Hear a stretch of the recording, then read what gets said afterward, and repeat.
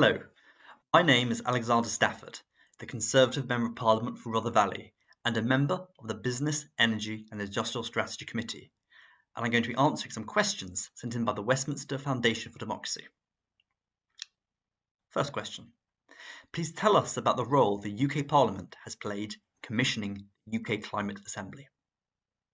In early 2019, the government decided that Britain must do more to tackle climate change, and we MPs backed a law committing the UK to reach net zero emissions by 2050, which is now a legally binding target. Also in 2019, 6 select committees, including the Bayes Select Committee, of which I'm a member of, commissioned a Citizens' Assembly, which is now known as the Climate Assembly UK.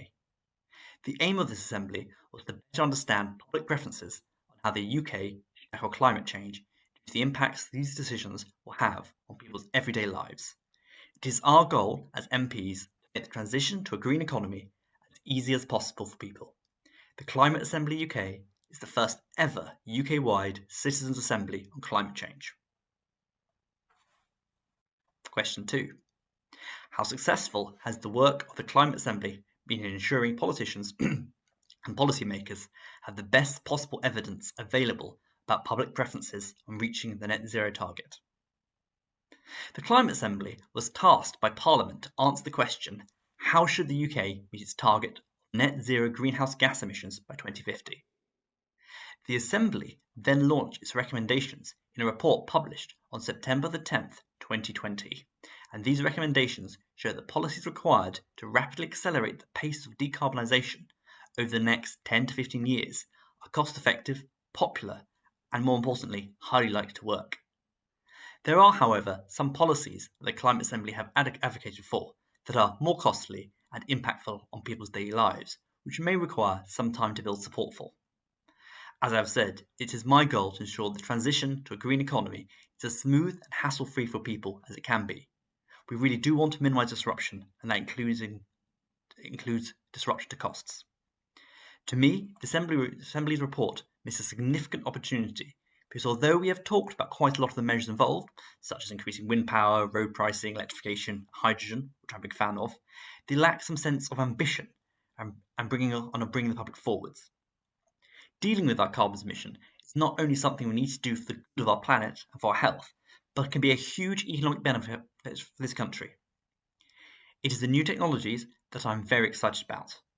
A warmer home, a better insulated home, is not only better for a person's carbon emissions, but it is better to live in. An electric car is not only good when it comes to emissions, but is a better thing to drive. These new technologies that are helping us deal with the climate crisis are giving us a better standard of living. And although I appreciate that this report was looking at how we reduce our carbon emissions, I fear it could have been so much more to help show the public that lowering our emissions is a good thing for everyone. Regardless of the carbon side of it, dealing with our emissions is going to lead to better homes, more jobs, and I believe if we get it right, we're going to see a huge economic boom for this country.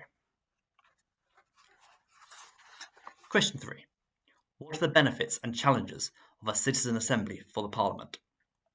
One of the key benefits is that the Climate Assembly has actually mobilised a group of 108 randomly selected citizens to participate in providing significant insight into which policy measures the UK public are most likely to support. Beyond these 108 citizens, countless other people and civil society organisations have contributed to this in what has been a remarkable democratic process.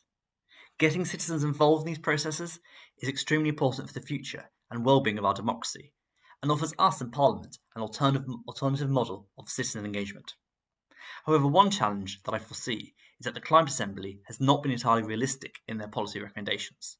There are some policies that the Climate Assembly have advocated for which are more controversial, though the fact that these recommendations aren't legally binding are perhaps another benefit.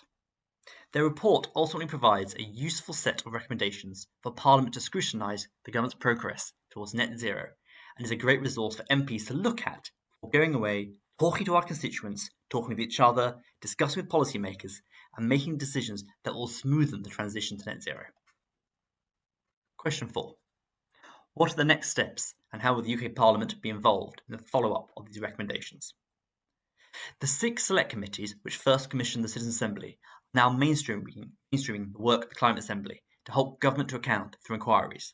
For example, my committee, the Business, Energy and Industrial Strategy Committee, has launched an inquiry on net zero and UN climate summits.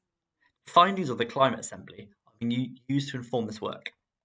The Path to Net Zero report was also debated in the House of Commons plenary on November 26, 2020, which has been somewhat useful in shaping the government's work in the run-up to COP26, which will be held in Glasgow in November of this year. Thank you to the Westminster Foundation for Democracy for sending in your questions. I hope we'll be able to shed some light on Parliament's interaction with the Climate Assembly. Bye.